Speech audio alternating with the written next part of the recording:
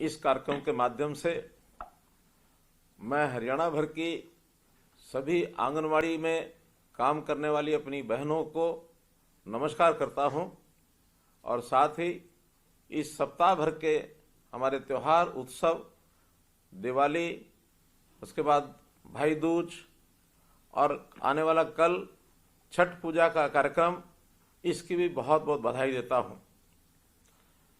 मेरी प्यारी बहनों, हमारा जो काम है आंगनवाड़ी, इस नाते से जो बच्चों की सेवा हम करते हैं, बच्चों की देखभाल करते हैं, अपने आप में एक बहुत महत्वपूर्ण काम है।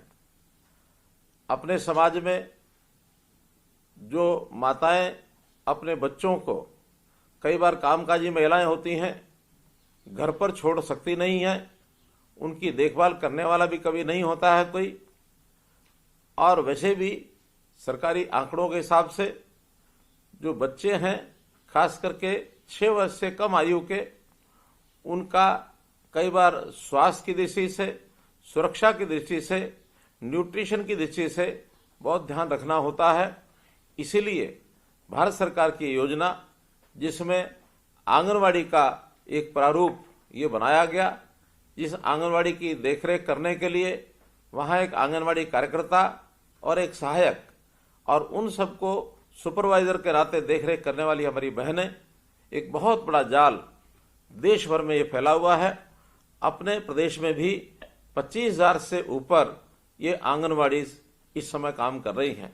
इन आंगनवाड़ियों में कहने को तो ये आंगन है, लेकिन इसका महत्व एक माँ समझ सकती है कि माँ बच्चे को प्रारंभ में पालती है और पालने के साथ साथ जैसे ही वर्ष 2 वर्ष का होता है तो वो पहले रेंगने लगता है और बाद में आंगन में जाकर के खेलने लगता है।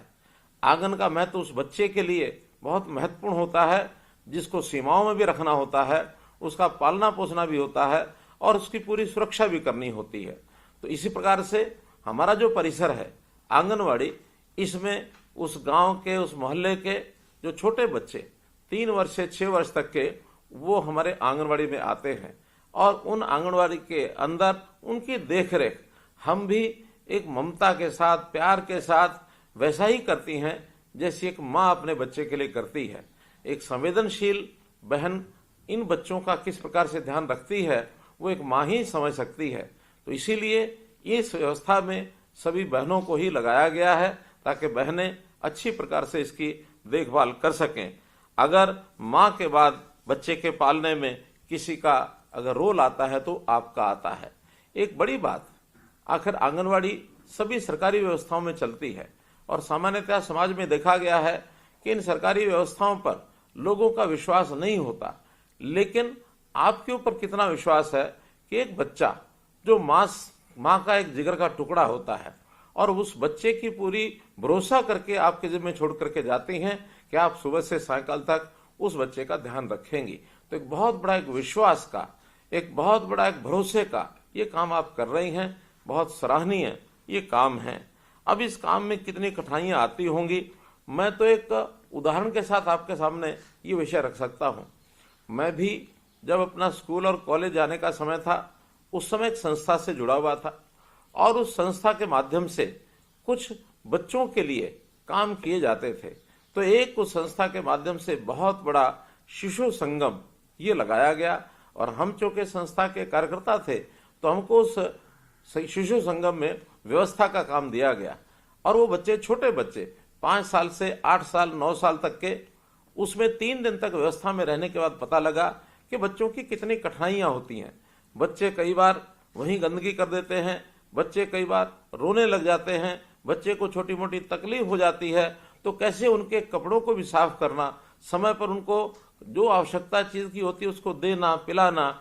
अब ये एक कठिन काम जो आज से लगभग मैं कह सकता हूँ कि 50 साल पहले जिसका अनुभव मैंने किया था कि उन छोटे छोटे बच्चों की 3 दिन तक की जो सेवा की, उन बच्चों की आयु तो 5 से 8 वर्ष थी, लेकिन आप तो 3 और 6 वर्ष के बीच के बच्चों का ध्यान रखती हैं।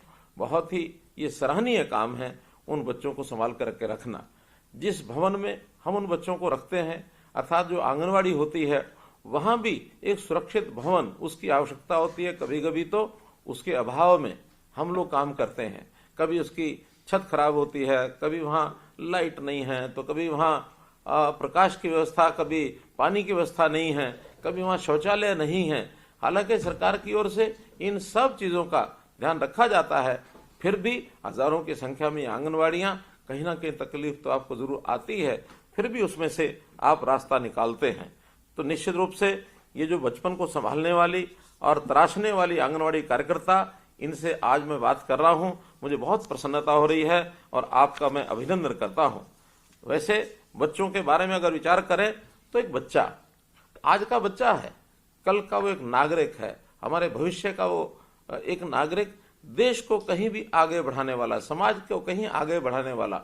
बचपन में कुछ नहीं पता होता, लेकिन बचपन में जैसी उसकी परवरिश हो जाए, जैसे उसको संस्कार मिल जाए, जैसा उसका ज्ञानवर्धन हो जाए, जैसा उसका शरीर बलशाली हो जाए, तो वही बच्चा आगे चल करके एक अच्छा नागरिक बनता है। तो अच्छा नागरिक बनने के लिए नींव मजबूत होनी चाहिए, और उस नींव को मजबूत करने के लिए आप जो उनका काम कर रहे हैं बहुत ही सराहनीय है। उनके पोषण की आप व्यवस्था करते हैं। इस पोषण व्यवस्था के लिए भारत के प्रधानमंत्री जी ने जो पोषण अभियान चलाया, उस पोषण अभियान चलाने के अंदर बहुत सा सामान वो आपको दिया जाता है, ताकि आप बच्चों को पका करके उस सामान को खिलाएं। जो बच्चे आते नहीं है, घर पर रहते हैं, उनके घर पर उस भोजन को आप पहुंचाते हैं, और उस पोषण के व्यवहार के साथ साथ उनका सारा एक प्रकार से बच्चे का नाप तोल, उसका कद कितना हो गया, उसका वेट कितना हो गया, फिर उसको टीकाकरण भी किया जाता है, ताकि उसको कोई प्रारंभिक जो बीमारियां लगने वाली हैं वो बीमारी भी न लगे। इस काम को भी आपको लगातार जो है उनके लिए वो करना पड़ता है। बच्चों को सफाई, ये सफाई सिखाने का काम, ये भी आखिर उन बच्चों को, बच्चों के लिए करना पड़ता है, और बच्चे सफाई कैसे रखें ये भी सिखाना पड़ता है, क्योंकि बचपन में जो आदत, जो संस्कार बालक की हो जाए, जीवन भर वही रहता है। जापान के विद्यालय का मैं आपको उदाहरण देता हूं। जापान में जब भी बच्चा अपने प्राथमिक शिक्षा ग्रहण करने के लिए ऐसे शिशु वाटिका में जाता है, तो वहां सबसे पहले जहां वो बैठता है, वहां उसके आसपास जगह साफ है कि नहीं है, जिस बैग को वो लेकर के वहां जाता है, उस बैग साफ है कि नहीं है, वहां जहां बैठता वहां का फर्श और दीवारें साफ है कि नहीं है, उसको पहले चेक करने के लिए लगाते हैं। अगर ज्यादा स्वच्छता यानी अस्वच्छता है, गंदगी है, तो वहां के कर्मचारी साफ करते हैं। लेकिन अगर छोटी मोटी व्यवस्था है, उन बच्चों को ही कहा जाता है कि बेटे अपने आसपास की जगह को साफ रखिए। अब ये कोई काम नहीं होता, लेकिन एक संस्कार होता है कि बच्चों को स्वच्छता कैसे रखनी है। बच्चा अपना नाखून काटता कि नहीं काटता है, बच्चा कपड़ा पहन के आया है तो वो साफ है कि नहीं है। उनके माता पिता को हम बुलाते हैं, बताते हैं कि आपके बच्चे को साफ रखना है, तो घर से सफाई करके उसको साफ तैयारी करके भेजिए। तो एक संस्कार के नाते से ये बहुत बड़ी चीजें आप बच्चों के लिए करते हैं, क्योंकि बड़ों को समझाना ये बड़ा आसान है, लेकिन बच्चों को समझाना ये कहीं कठिन है। आप इस कठिन काम को जो करते हैं, और इसके लिए आपने उनका जो कुल मिलाकर के संभाल करते हुए, जैसा मैंने बताया कि उनका डाटा भी आप तैयार करते हैं। अभी तक डाटा हम अपने रजिस्टर पर ये रखते रहे हैं, लेकिन अब आपको मोबाइल के साथ ऐप भी दी गई है कि आप उस डाटा को अपडेट करिए, और हर दिन अपडेट करेंगे तो उसका डाटा एक सर्वर में जाकर के और एक प्रकार से जानकारी सबको मिलती रहेगी, और एक प्रगति कैसी हो रही है इसका भी हम ध्यान रखेंगे। तो कुल मिलाकर आप बच्चों का ध्यान रखते हैं, उन बच्चों की प्री स्कूलिंग एक्टिविटी, खिलौने आदि से खिलाना, खिलौने बनाना, ड्राइंग करवाना, पजल गेम्स आदि ये सब सिखाना, ये उनके गुणों में वृद्धि करती है, और भविष्य एक अच्छी नींव के साथ आगे बढ़े। तो आप जैसा बच्चों का ध्यान रखते हैं, निश्चित रूप से सरकार वो भी आपका ध्यान रखती है। आपकी भी कोई कठिनाई हो उसको सरकार निश्चित रूप से और ठीक करती है। बच्चे तो जैसा देखते हैं वैसा वो सीखते हैं। एक बार एक कहानी के माध्यम से अगर इस बात को समझना हो, तो एक माता पिता अपने बच्चे को बैठे हुए ड्राइंग बनाते हुए देख रहे थे, और बच्चा एक कागज लेकर के अपनी जगह बैठे एक पेंसिल से कागज के ऊपर ड्राइंग बना रहा था।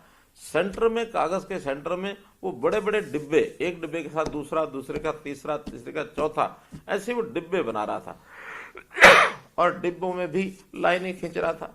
बाद में थोड़ी देर बाद उस बच्चे ने उसी कागज के कोने पर छोटे छोटे डिब्बे बनाने शुरू किए, और वैसी भी उस पर लाइनें खींच दी। माता पिता बड़ा खुश हो रहे थे कि देखो हमारा बेटा छोटी आयु में भी कितनी अच्छी ड्राइंग ये कर रहा है। जब पिताजी ने पूछा, बेटे ये ड्राइंग बनाई है, ये डिब्बे बनाए हैं, क्या बनाए हैं? कहने लगे, पापा पापा जब मैं बड़ा हो जाऊंगा तो मैं बड़ा होकर के एक बहुत बड़ा मकान बनाऊंगा, और ये जो मैं बड़े बड़े डिब्बे बना रहा हूं ये बड़े बड़े कमरे होंगे, और इन कमरों में एक मेरा सोने का कमरा होगा, एक बच्चों के पढ़ने का कमरा होगा, एक जो अतिथि आते हैं अतिथि कक्ष होगा, ड्राइंग रूम होगा। इस प्रकार से सारे उसने कमरे बना करके डिब्बों के माध्यम से बताया। पिताजी ने पूछा कि ये कोने में ये जो छोटे छोटे डिब्बे बनाए ये क्या हैं? तो उन्होंने कहा कि पापा पापा जब मैं बड़ा हो जाऊंगा तो आप बूढ़े हो जाएंगे, आप और माताजी जब बूढ़े हो जाएंगे तो इन छोटे कमरों में रहेंगे। पिताजी बड़े हैरान हुए कि बेटा हमारे लिए छोटे कमरे क्यों? उनका, देखिए अब आप बड़े मकान में रहते हैं और आपके मम्मी पापा जो मेरे दादा दादी हैं वो मकान के कोने में छोटे छोटे कमरों में ही तो रहते हैं। जब वो छोटे छोटे कमरों में रहते हैं तो जब आप बूढ़े हो जाएंगे तो आप भी उन छोटे कमरों में रहेंगे।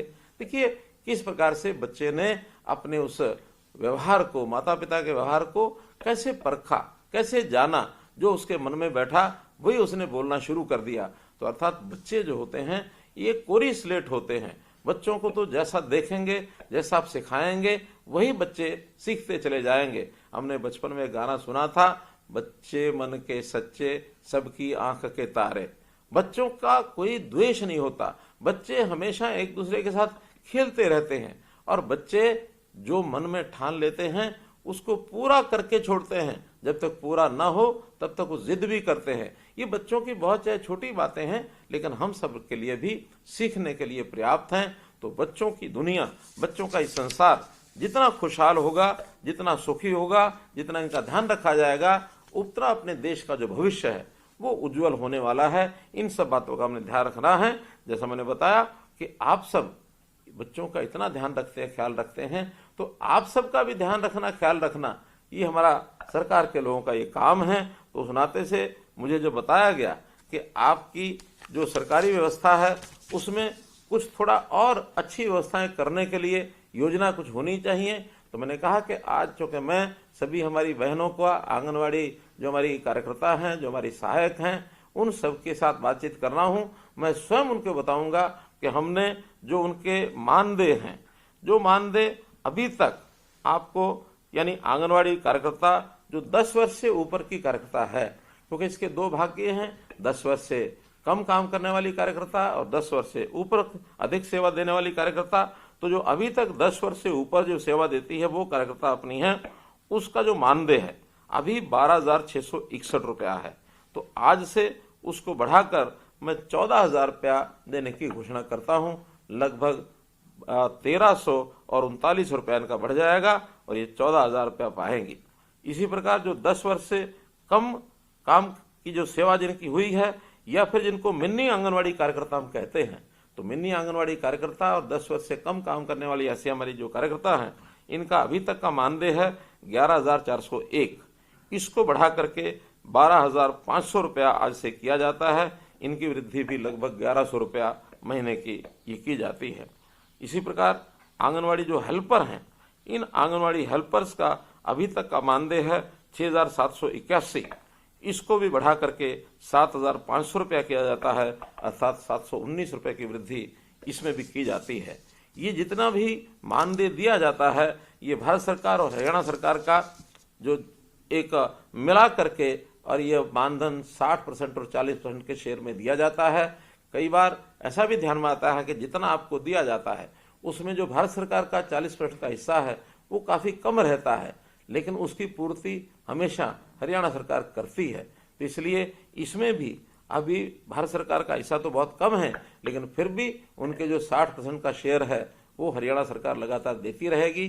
कभी भी भारत सरकार से का 60% में कमी रहेगी तो हरियाणा सरकार देती रहेगी, और अपना 40% हरियाणा सरकार तो हमेशा देती ही है। ये भी आपकी जानकारी के लिए मैं बताना चाहूँगा।